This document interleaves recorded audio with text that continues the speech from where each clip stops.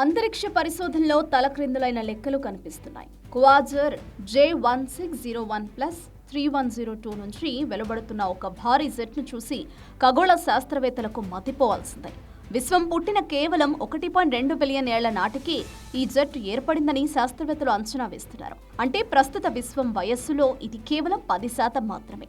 సుమారు 2 లక్షల కాంతి సంవత్సరాల పొడవున్న ఈ జెట్ మన గెలాక్సీ పొడవుకు 2 రెట్లు ఎక్కువగా ఉండడం విశేషం. ఈ సీన్ చూస్తుంటే విశ్వం పుట్టుకపై మనం ఇప్పటి వరకు అనుకున్న థియరీలన్నీ తలక్రిందులయ్యేలా ఉన్నాయి. యూరోప్లోని లోఫార్ టెలిస్కోప్ ద్వారా మొదట గుర్తించిన ఈ జెట్ను Gemini near infrared spectrograph Hobby Eberly telescope సహాయంతో ధృవీకరించారు. సాధారణంగా భారీ బ్లాక్ హోల్స్ మాత్రమే ఇలాంటి శక్తివంతమైన జెట్లను సృష్టించగలవని భావిస్తారు.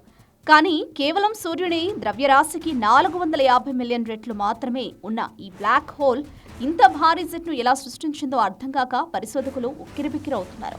ఒక బ్లాక్ హోల్ గ్యాస్ ధూళిని వేగంగా ఆకర్షించినప్పుడు దాని ధృవాల నుంచి కాంతి వేగంతో ఇటువంటి వాయు ప్రవాహాలు షూట్ అవుతాయి.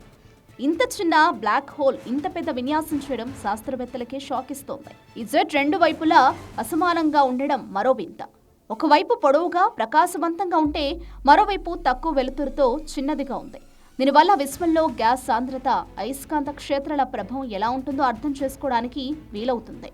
ఈ ఆవిష్కరణతో గెలాక్సీల నిర్మాణం, నక్షత్రాల పుట్టుకపై ఉన్న పాత నమ్మకాలకు మంగళం పడక తప్పదు.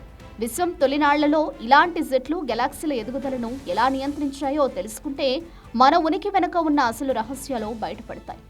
మొత్తానికి ఆకాశంలో కనిపించిన ఈ మహాజెట్ అంతరిక్ష పరిశోధనలో కొత్త విప్లవానికి నాంది పలుకుతోంది. మరి బ్లాక్ హోల్ మనకు ఇంకెన్ని విషయాలు వెల్లడిస్తుందో వేచి చూడాలి.